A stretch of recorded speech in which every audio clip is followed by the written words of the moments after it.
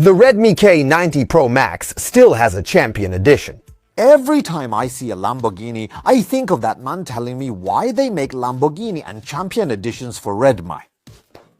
Hey, the box here has SC63 printed on it. Not sure what it means. Whatever, let's look at the phone. The usual packaging. Let's first look at the phone case. Mine is a black and red combo. Has a sports car vibe, right? Inside feels furry, that's nice. Take out the phone film. I think this year's appearance might be more easily accepted by everyone because it doesn't seem so flashy, and in the middle, there are two stripes that look like racing decals, but they aren't black. If you look closely, can you see it? It's that kind of dark gray feeling. Down here, of course, is a Lamborghini logo. Inside the white back panel, there are some special textures. Can you see them? It's a very irregular kind of feeling, and you can feel it when you touch it. The key point is that this back panel feels very smooth, really quite high-end. The side is a glossy black metal frame, and the metal button on top hasn't changed compared to the previous generation's ID design. But the key point is that inside, it's matte black, which doesn't attract fingerprints. Then attentive friends might notice, hey, why is the Bose logo gone?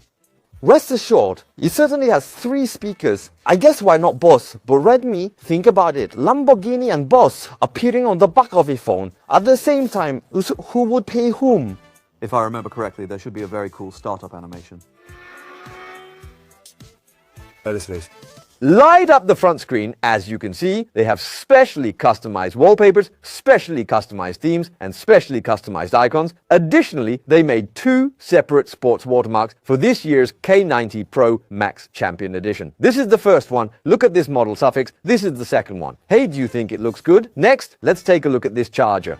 This side Lamborghini, this side Redmi, 100 watts. The charging cable here is also customized in black. I don't know if it's just my imagination, but after the frame turned black, it visually looks more uniformly wide on all 4 sides, doesn't it? At the end of the video, I want to ask everyone, not because of Lamborghini, but because of this new appearance and the speakers, would you choose the Champion Edition?